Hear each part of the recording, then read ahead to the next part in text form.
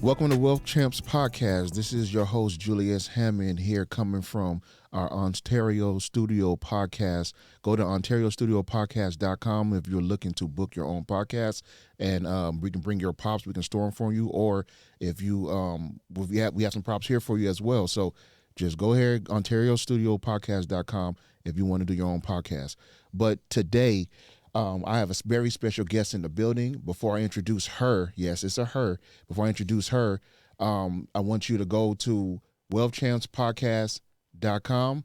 I'm sorry, not wealthchampspodcast.com. I will have a website, but I don't have one right now. But go to Wealth Champs Podcast on YouTube. Go to Wealth Champs Podcast on Rumble, and subscribe and like the channel. Also follow us on Instagram. Follow us on TikTok. And on Facebook, wealthchampspodcast.com. Now, for my in-studio guest, okay, she is a fitness trainer. She is very, very, very in shape, okay? She has some muscles or bump muscles, okay? And when I say she is in shape, she's in phenomenal shape, okay? She's done some bodybuilding, some fitness training on stage. You're going to see some photos here throughout our episode here. But she's a mother. She is a beautiful inside and out woman, okay? And she has an amazing story. I really want you guys to hear what she got to say, because I'm telling you, it's going to change your life. Her story is amazing, okay? So, again, her name is Allí Covington. So, Allí Covington, welcome to Wealth Champs Podcast. Thank you for being a guest here. How are you doing? Thanks for having me. I'm doing great. How are you? Oh man, I can't complain. You know, even if I could, it's not going to do no good. You know? Right. And what's the point of complaining? There you go. So, Allí, tell us your story, man. Tell us who you are. Like, give us some insight about you, because you told me a little bit about, before we start recording here, you told me a little bit about your story, and I've been doing some research on you and everything like that, and your pictures look phenomenal. Thanks. You are an amazing person, and you're very much in shape. I'm usually in the suit, but I had to come dressed like, you know, to show the guns off a little bit, show a little bit of buffness, you know what I mean? I'm covering mine up. Yeah, there you go. But tell us who you are and a little bit about your story, and you know, kind of go deep into it for us and let us know what's going on. Okay. Well, my story, my fitness journey story started when I was probably 11 or 12, you know, being kind of an overweight kid. And my mom had me on every diet imaginable. Cabbage diet, fasting diet, brown rice diet, Atkins diet, everything, because she didn't know what to do with me, I guess. And so then she finally got me into dance team, drill team. And then fat just started shedding right off of me. No more diets needed, right? So I got onto the dance team in high school, and you really can outrun a bad diet. I was eating cherry pies and Doritos and Dr. Pepper, right? But you know, you practice and you're dancing so many hours a day, and then on the weekends too. So it's hard to keep up with those calories. You just blow right through them. And so that started transforming my mind from I'm a chubby kid to maybe I'm not a chubby kid. Okay. Maybe I'm normal. Okay. And that stuff doesn't apply to me anymore. So fast forward, I go to college, right? And I was a bio major at UCI, and I didn't want to put on the freshman 15. Right? I was terrified of going back to that chubby kid. So I got certified as a personal trainer, and I thought, this will be my college job. Right. Most everybody else was, you know, either like waiting tables at a restaurant or something like that. And I thought this could pay better. Right. And I kind of like this exercise stuff. I'm kind of terrified of being chubby again. So let me do this. And so the next year, so that was 95. I got certified then. Next year, I got certified to teach group exercise classes and found myself teaching about 15 a week. Okay. On top of my regular workouts. Again, really tough to gain any weight when you're doing that much exercise. Absolutely. So, so I loved being a bio major because I understood a lot of things that my personal training certification didn't give me, right? At a cellular level, biochemistry, how to actually burn fat and what the rate limiting steps are and all of that. I loved it. So it really separated me from all the other trainers. And then when I was done with college, I took a little bit of time off, thought maybe I'll go to law school, ended up going and getting a master's in counseling psychology while I was working full time in the gym, training people. And I think it was the master's that made me the #1 trainer 3 years in a row. I think that's what it was. Okay. It was a pretty high-end club. It wasn't like it was Bally's. Bally's is one of the places where I started, but this was Spectrum Club owned, now it's Equinox and all of that. But before that, I actually created the first ever group exercise weight training class. Okay. And of course, my boss at the time said, "You need to trademark this." And I was like, "I can't put gas in my car. Trademark? I mean, like, get an attorney? What are you talking about?" So, 24 Hour Fitness ended up getting my class and using it for them. And I didn't see a dime from it. But it's still in 2012, before Body Pump and all of that took over. It went from 97 to 2012. That's a pretty long time for this class to exist. So that felt pretty good, even if I didn't get any recognition for it. It's all right. So graduating with my master's in counseling psychology, one of my personal training clients, who was a pretty wealthy guy, he said, "You don't want to go into psychotherapy."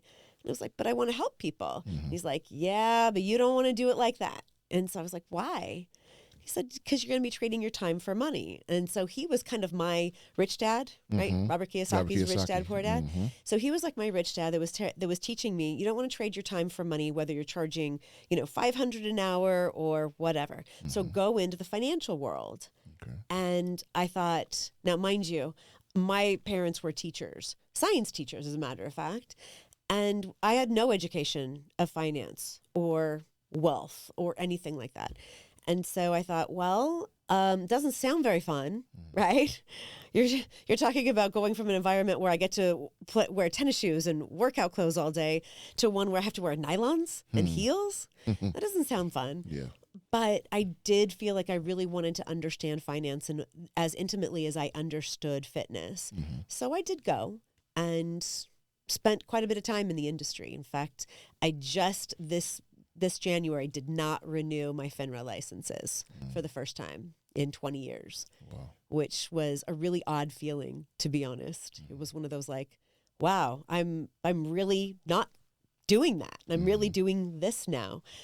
And the path was I came full circle. So I went and built this financial practice, and it was doing quite well, and it was satisfying. There were so many families I sat down with that couldn't save for retirement. And I started trying to figure out why. Why are 3/4 of the people retiring on less than $10,000 a year? Why is that the statistic? In the richest country in the world, why is this what's happening to us? And a lot of it was because they had health conditions.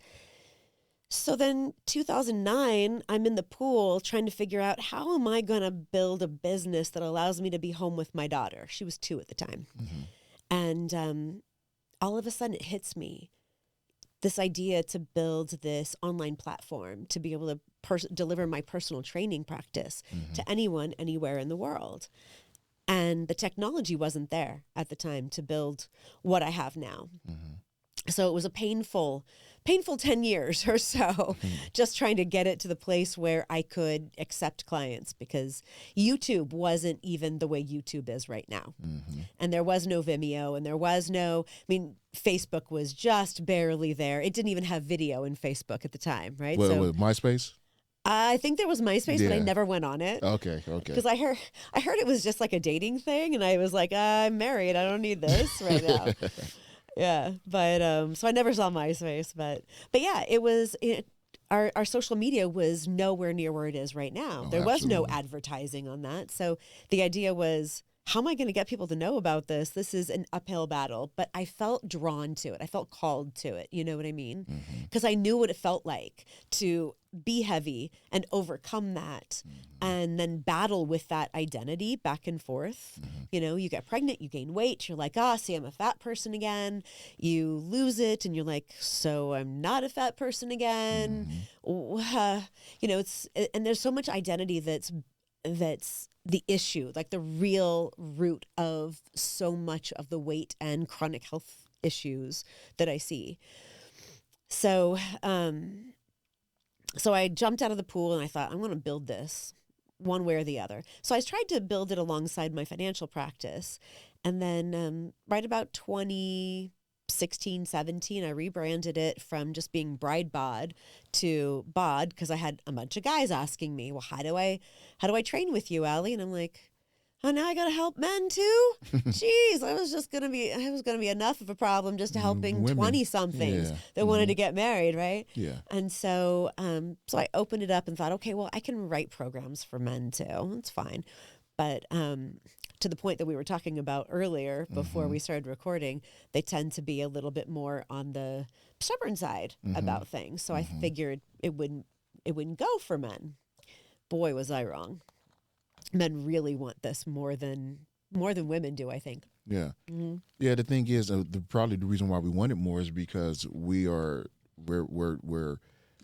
trained mentally to already, like, because most men growing up, they're playing some kind of sport. They're doing something that's active. I'm not saying women aren't, but we're always like, hey, moving. We're always doing something to where we're working our bodies or something. Whether we're lifting something or we're playing an active sport or we're doing something. Just tumbling and roughhousing. I mean, it's carried on the Y chromosome. I'm convinced about it. Yeah. Like, y'all don't stop moving. No.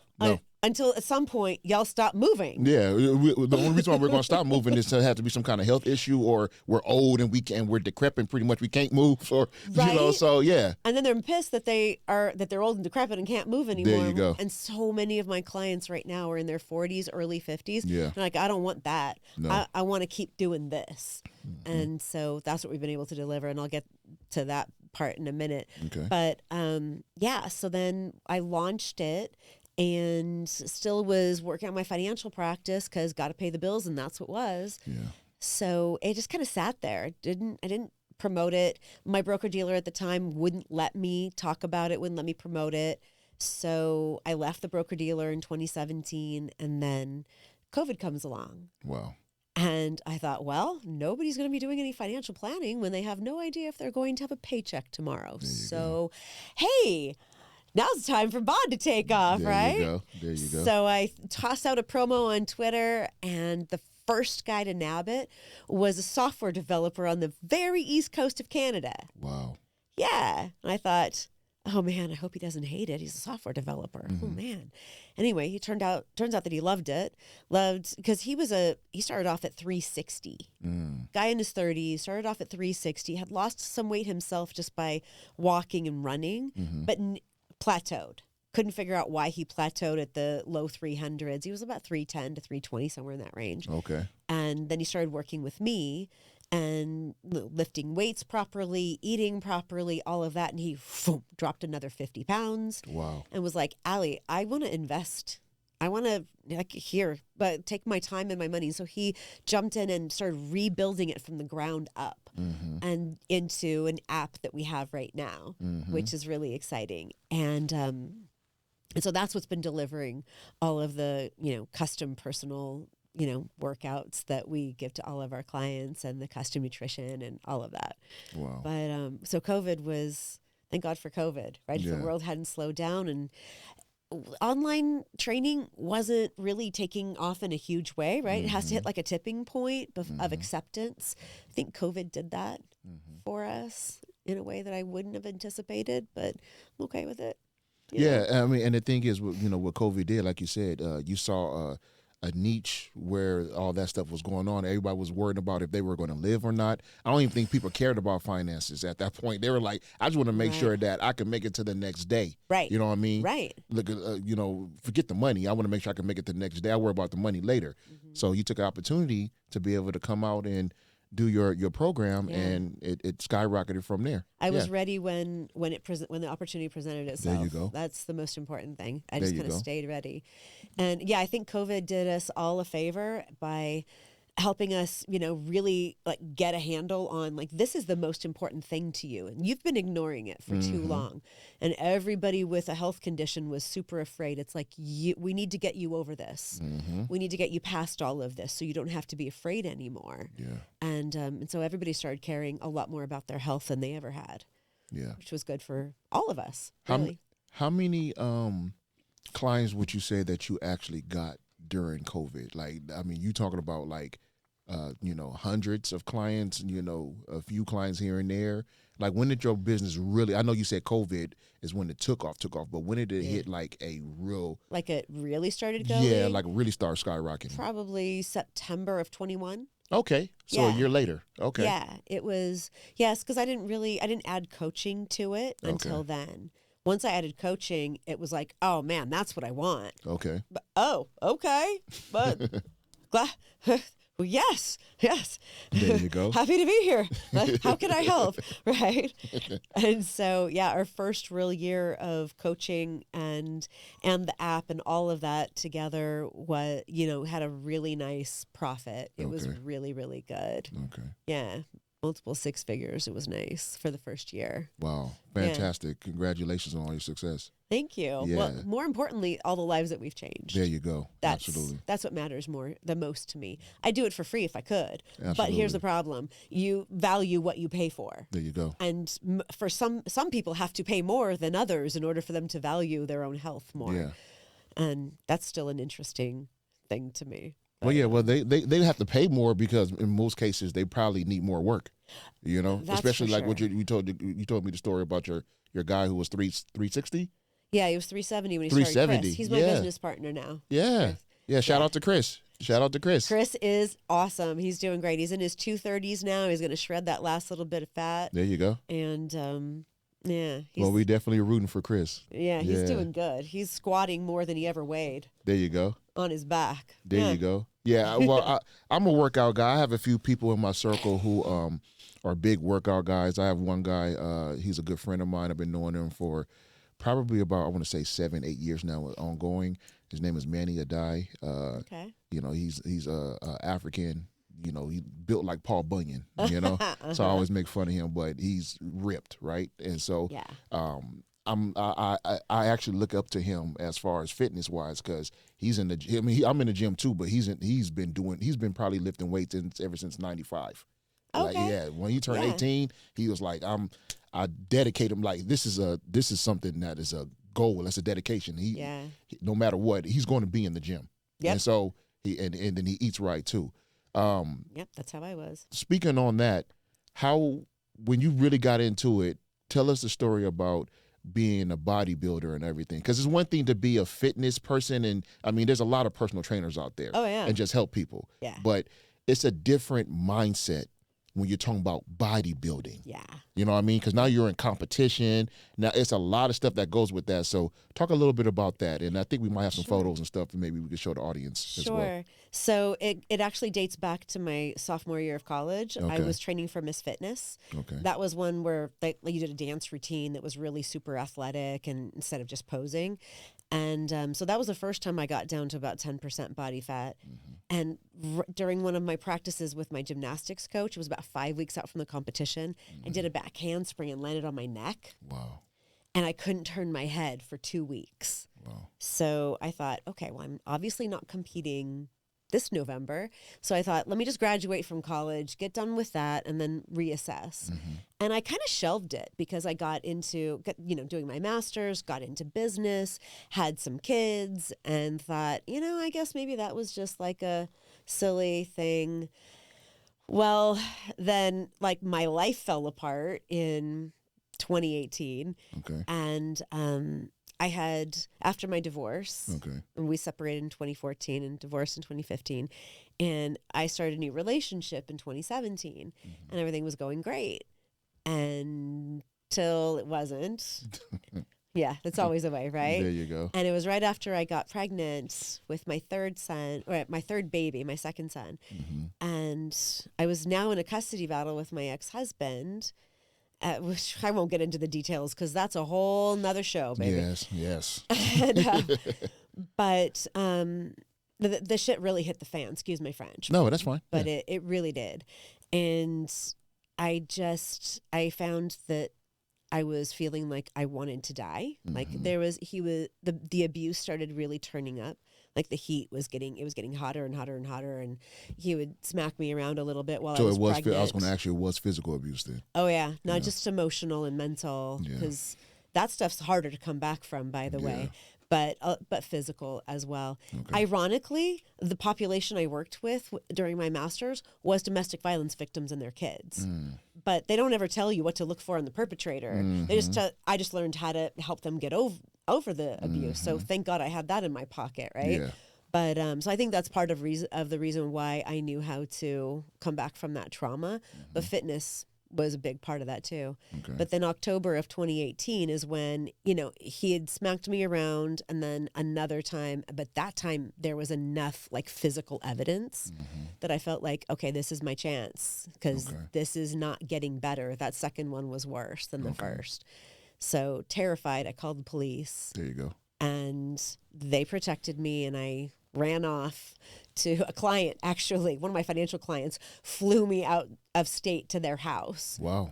And she was a therapist. So she's like, you need to come here, bring the baby, stay here as long as you need. And you need to decompress and get away. Kudos to her. Yes. Yeah. She probably saved my butt there too, because that was super, super hard to do. And, so we escaped. And then, of course, it was my house. So just keeping him away was not that hard, as long as, I was able to call the cops with the restraining order. And he only violated it once at the gym. Only once, right? But that was, so 2019 became this whole year-long battle between two court cases, and a child that now is regressing in his development instead of progressing. So he wasn't diagnosed with his seizures until he was 10 months old. So I've got all of that going on, and I'm trying to support me. And you're doing all this by yourself? All by myself. Wow. I mean, honestly, I was on food stamps that year, because it got like, there were a couple of days I was like this close to, I don't know if we're going to have a place to live tomorrow. Yeah. Do you know what I mean? Yeah. Fortunately, the universe, God, whatever label you want to give it, so just brought the clients, brought the money at just the right time. He's always there. Yeah. I never missed my rent. Wow. And it wasn't because I had some magic way of hustling. That was definitely all divine. Yeah. I'm convinced of it, just like the idea for building this whole platform was. Anyway, so all of that got cleared up. All of it was fine in 2020. And then a friend of mine kind of poked me last March, and he was just getting started in bodybuilding, and said, why don't you think about doing a bikini competition?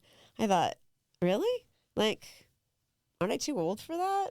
He's like, no, here, my coach, she's in her 50s. She didn't even start lifting till she was 50. Wow. Now she's 56. She has, she's an IFBB pro. And I was like, okay, I'll talk to her. Like, maybe I could really do this thing. And so I did. Okay. And so in September of last year, I did my first bikini competition. Wow. How was that feeling? Terrifying and fun at the same time. There you go. Yeah. I mean, yeah, it's amazing. The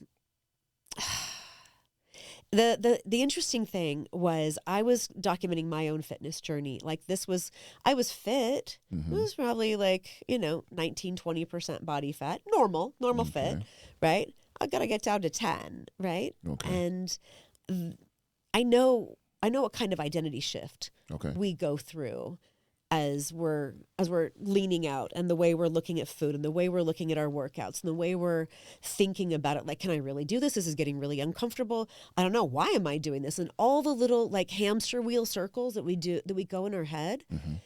And I was like, I am experiencing exactly what my clients are experiencing. So it was super valuable to me from that perspective.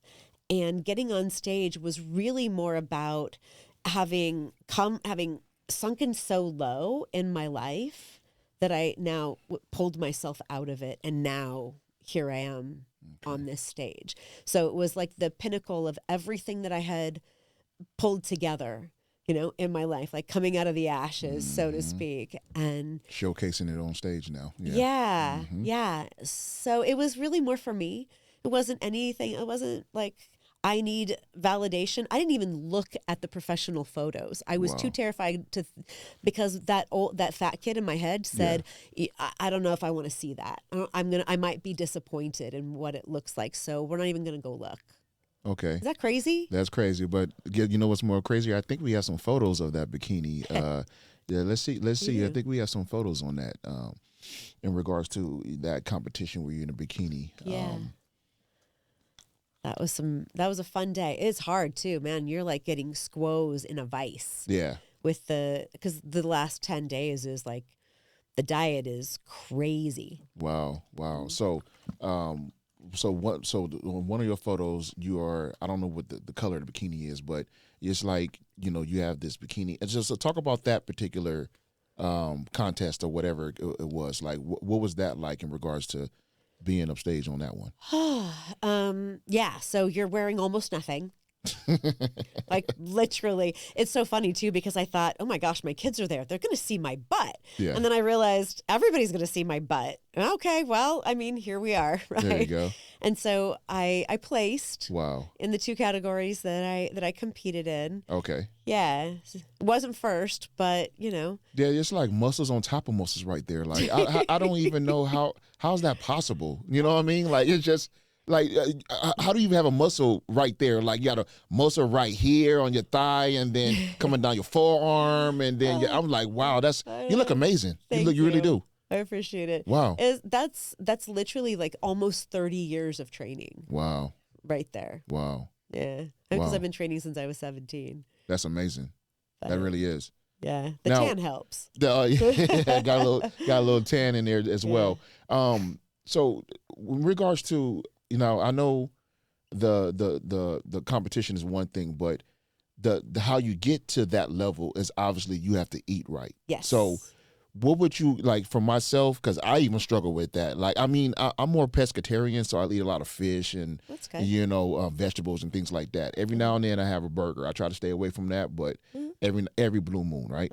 Literally when the sky is purple, I have a burger, right? The werewolf comes out, and you're like, all right, we need a burger today. And the Dracula and all them come out, right? Yeah. But what is it? What you suggest? I know everybody's different, but eating, is there fasting involved in that? No. Is there certain times you eat? Is there? I don't eat breakfast. I only eat lunch and a snack in between. What would you say? Again, I know it's kind of a loaded question because it's really paired on the individual. Yeah. But if you had to get a generalized answer for that, what would you say? Okay, this is what you should be eating, or eat this and subtract this or whatever. So definitely not fasting. Okay. That's counterproductive. And I ate more meals than I typically did before that. Because I'm so busy, and I work out in the morning, but I got to get the kids to school, and then I go work out. So by the time I get done, it's like 11 when I'm eating. Okay. And so I literally, I think I ate every 3 hours from 11 a.m. to 9 p.m. Wow. I just kept eating and eating and eating. And it's mostly protein, whatever form of protein you want. Could be fish. There's a lot of fish, a lot of tilapia, a lot of chicken, a lot of pork tenderloin, and just made a bunch of meals and had some salsas and a bunch of stuff that like just centered around a lot protein. of meal preps.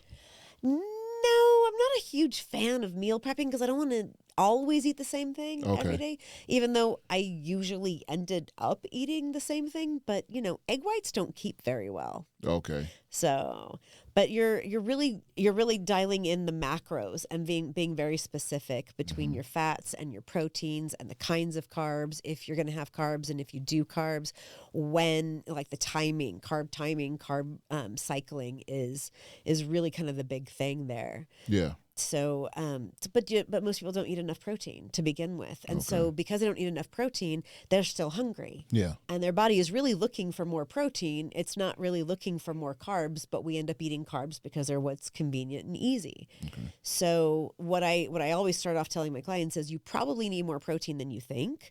And when you do get enough protein, you're not going to be nearly as hungry as you think you are. So the biggest complaint that I get from most clients when they're starting working with me is, I can't eat all this, Allí. There's so much food. I'm like, just don't worry. You're going to get used to it. Just do your best and your body will adapt. And 2 weeks later, they're like, okay, cool. I'm actually hungry now. I'm like, great. Go eat more protein. There you go. Any kind you want. Eat a bar, shake, meat bowl. I don't care. Okay. You just get it in, get in whatever you enjoy. Okay. And so that's like the beginning of their journey. Okay. Yeah. So they'll just eat. Like, so you Clean. do not But eat clean. eat clean. Okay. Eat clean. Because when you eat clean, you are hungry. No, Your metabolism's running. But dirty, right? A lot of fat, a lot of carbs. Yeah. Yeah, that's going to mess you up, and that's what's going to put fat on you. Now, are you a fan, or I should say, do you subscribe to the whole 1 day cheating type deal? Like, okay, this is my cheat day.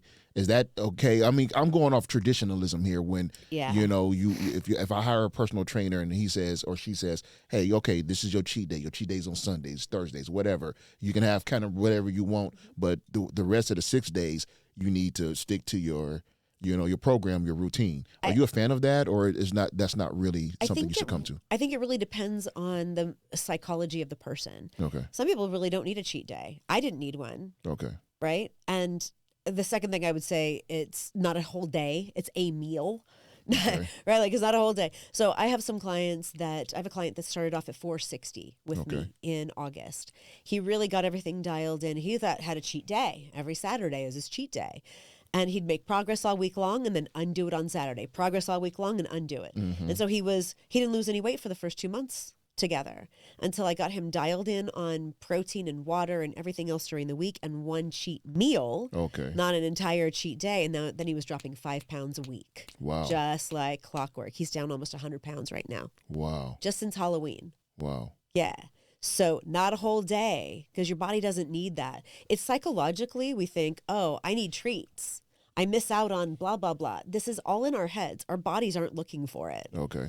But it's not necessarily a bad thing to have a day where you have more calories. Okay. Because it'll trick your metabolism. Because if you continually diet, you're going to diet down your metabolism like crazy, especially if you don't lift weights. Yeah. So to all the ladies out there who are constantly running and constantly doing cardio and constantly dieting, you are tanking your metabolism and your libido.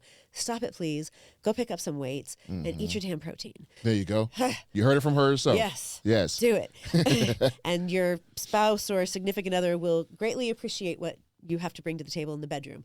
Anyway. There you go. That being said, especially if you're over 40. There you go. So yeah, just a treat meal is fine. And I don't know that it needs to be every week, but it does need to be when you want it. Okay. Because if you're completely denying yourself, it's going to be unsustainable, and your mind is going to make you go eat the whole refrigerator. Okay. So I do think that for some people, it should be whenever you're feeling like you need it, but no more frequent than once a week. Yeah. But if you can push it, the further you can push that out, the faster you're going to see your results come. Okay. Wow, that's amazing advice.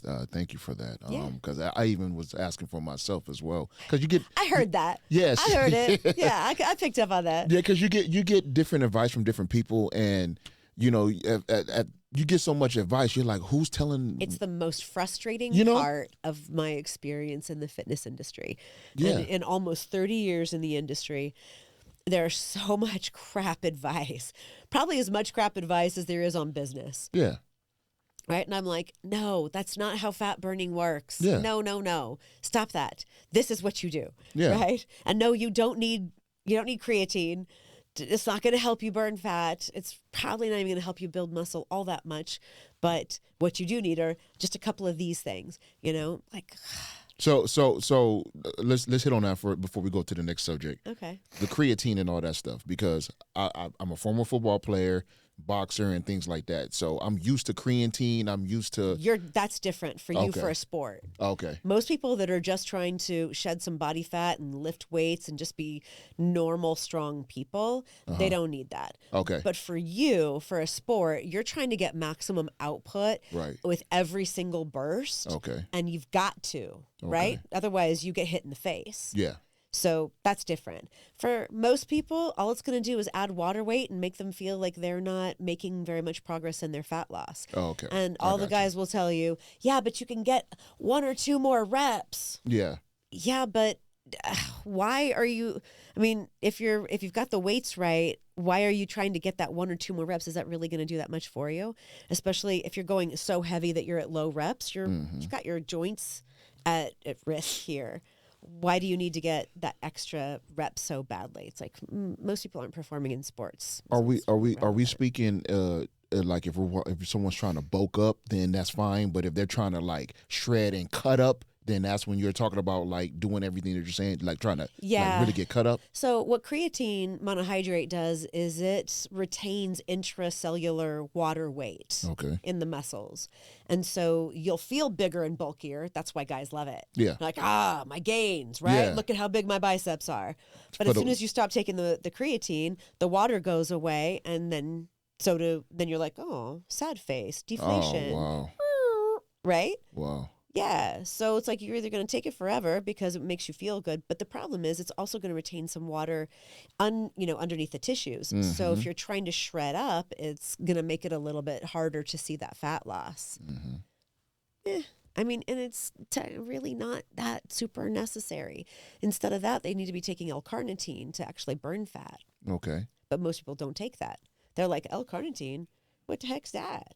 Well, so inside your cells, you have mitochondria. Mitochondria are where all the fat goes to go get burned and break off into ATP and ADP, and that's where you get all that burst of energy to actually do the reps to begin with.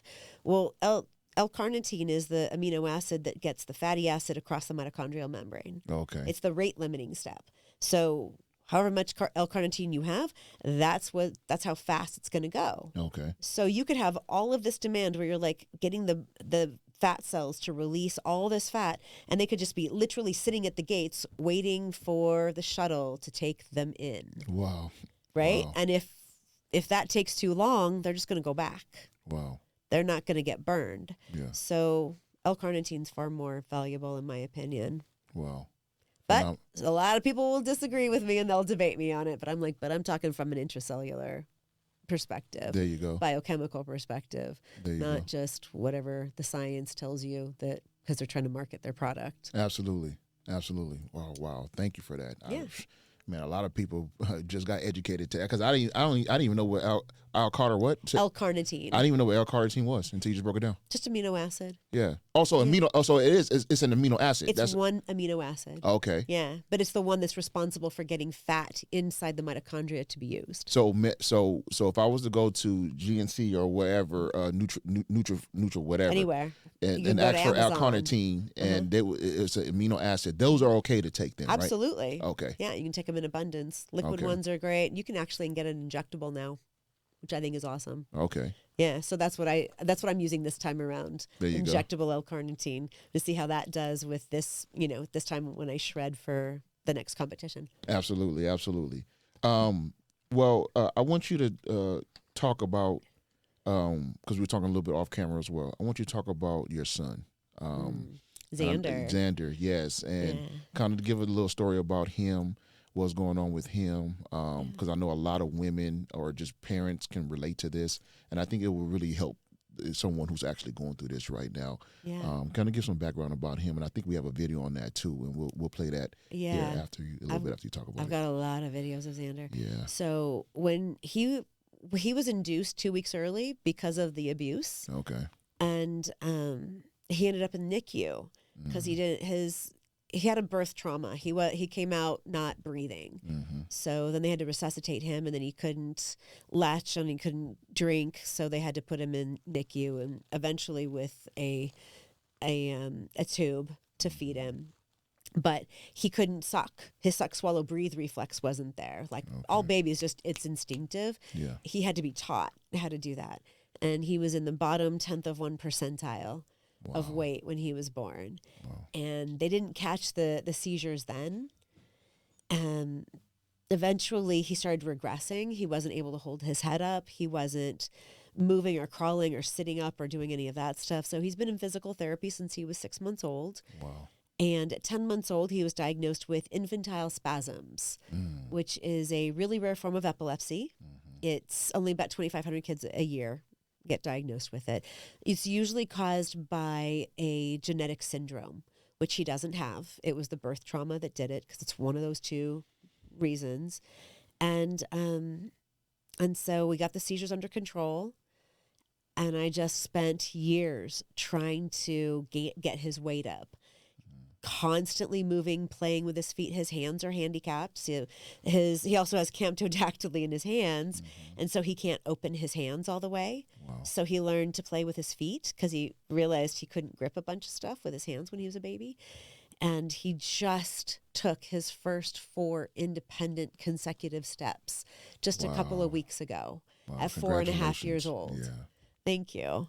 So he doesn't feed himself yet, but we're working on it. And he doesn't talk yet, but he has a lot to say. Yeah, if you're ever around him, he's like, "Rawr!" He's got a lot of sounds and things like that. And so he's in preschool. He's the most amazing kid. Wow. So sweet, so kind, very, very happy. Wow. Still a lot of work, Yeah. right? When they're 4.5, they should be potty trained and, eating on their own and all that kind of stuff. And he's not. So a lot of care like an infant, but he's strong like a 4.5-year-old toddler, and the will of a toddler too, along with it. So fun times for mom over here.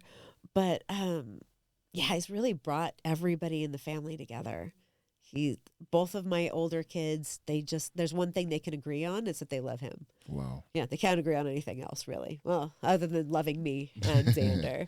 But he was part of my inspiration for getting on that stage. Wow. Because I thought, he can't do all the stuff that I can do. Mm-hmm. So it was like a tribute to him to get up there and do my best, Yeah, I can see the emotions coming from you right now. Like, it's to be able to go through something like that. That's why when you told me that story, I wanted you to tell that story to the audience, because there's some women out there that are feeling hopeless right now, that are going through the exact same thing that you're going through. Yeah. Whether it's the exact same diagnosis or not, but it's some similar. Right. And they have no help, and they're doing it on their own. I didn't have any either. Yeah. Yeah, and I can, and they're sacrificing their own health. Yeah. For that. And so one of the things that really hit me in 2019 when I was going through all of this was I have to stay strong for him. There you go. Because I have to be able to carry him around. I've got to carry him upstairs. I've got to do all this stuff for him. So I have to get to the gym. I have to work all this stuff out, and I have to be in the best mental state possible so that I can be the best mama I can be. And so I did not put myself on the back burner. Mm-hmm. I took him to the kids club, and when I couldn't take him to the kids club because of COVID or whatever, it was, then we're going to run with the stroller, and I have to stay as fit as I can because my kids deserve it. In fact, my kids are the only reason why I'm still here. Or I would have probably offed myself in 2018 when all of this was going on, but I did not want to do that to them. Yeah. I figured no kid ever recovers from a parent, taking their life. Yeah. How do you? I'm like, nah, I love them too much to do that to them. So I'm just going to make it through somehow, Yeah. That's a forever mental scar. Like you never get rid of that. And I was telling you my story a little bit, and I kind of tell the audience here as you were telling me your story. You never know how strong you are until you have to be strong. You know what I mean? Oh yeah. Yeah. And so even with myself, like, I lost both of my parents. My mother to cardiac arrest, my father to prostate cancer in 2016, 18, my mother. Yeah. Before that, 2014, let me go back before that. 2012, I lost on my father's side, I lost my grandmother to kidney failure. Oh. She was on 22 different medications a day, and her kidney failing on her. Yeah, and then my grandfather, which is her husband, he was 91, 92 years old. Wow. He passed away. Really couldn't get the diagnosis, but I really feel like it was from a broken heart because, they were married for over 50-something years. Yeah. And then skip to my mother's parents, my granny, she passes away. They were living in Long Beach, and she passes away from, I think she had a seizure or a stroke or something, and she collapsed in the bathroom and passed away. And then my granddaddy, he had lung cancer, and he passed away. So you're talking about, and then I also had a distant cousin that passed away as well. I wasn't really close to her like that. I talk to her every now and then, but it's one of those like, hey, that she's my cousin, but I really don't talk to her like that, right? Right. And so to lose so many people in a short period of time, it's either do two things. It's either going to you're going to fall victim to it, to the enemy, or you're going to rise above it. And I use it as fuel. You know what I mean? Yes. Like for me, it's all about, hey, get out there. This is something. Life happens. We're all going to die. We're not meant to be here forever. So use it as you can and use your story to help others. Make the best of it. Make the best of it. There Absolutely. you go. And so I commend you from one person to another who's been through something and been through a lot. Congratulations, and I'm here for you. I'm glad that you took it as fuel and you made something really good out of yourself, and your kids and your family sees it. You know what I mean? And your future husband or whatever whoever God has for you, he's going to enjoy the journey, enjoy the stories, and you're going to have somebody who's going to really, really be there for you for the long haul and for your kids as well. Yeah. I'm looking forward to that. Now, I think we had a video of your son, if I'm not mistaken. Yeah. Yeah, I believe we had a video of your son. So we're going to play this video here. It's about, 3 or 4 minute clip? Oh, yeah. That was of the reason why I was, how I got through all this stuff. Yeah, that's a good one. Yeah, let's play the video real quick.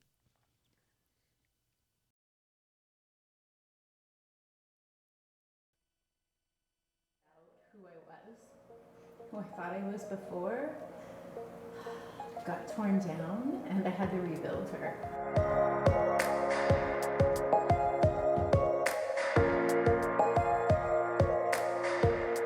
You were a single mom at the time.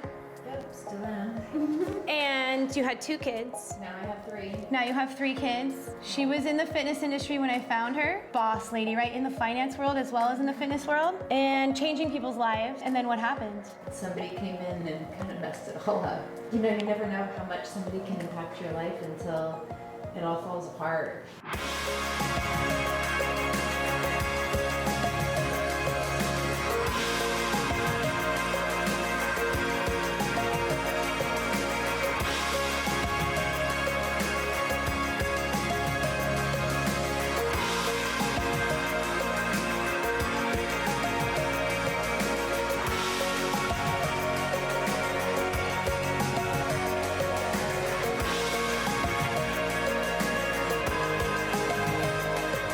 So tell me about the rock bottom moment.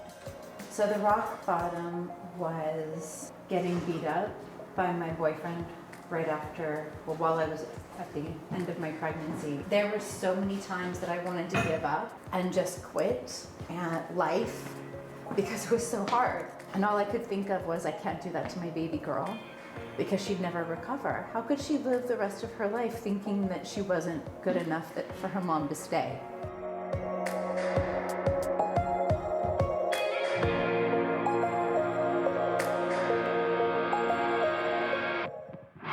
I don't have any doubts that I can reach my dreams. I got the restraining order. I got custody of my kids, my business, moved forward.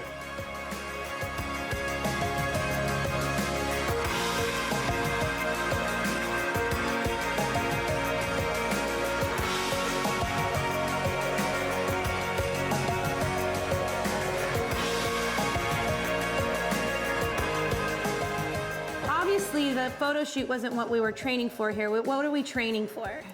A bikini competition, my first one. We take for granted the simple things that our bodies can do. So I think my son probably was the final inspiration since he can't walk yet. Even in the hardest parts of your life, you can still dig deep, create a goal. Yep. Because it's so hard to create a goal when you feel like you can't do anything. That's right. So you create a goal. I got chills. Goosebumps.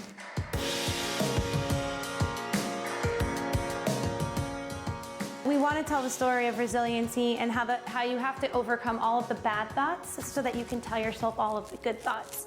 So at first we were just going to do affirmations, and then I started realizing that in the midst of all the positive affirmations, we tell ourselves that we can't do it all the time. So we actually mixed in the negative affirmations in with the positive affirmations, the healthy self-talk with the bad self-talk, because to be honest, I think this is the story of resiliency, and this is what that looks like.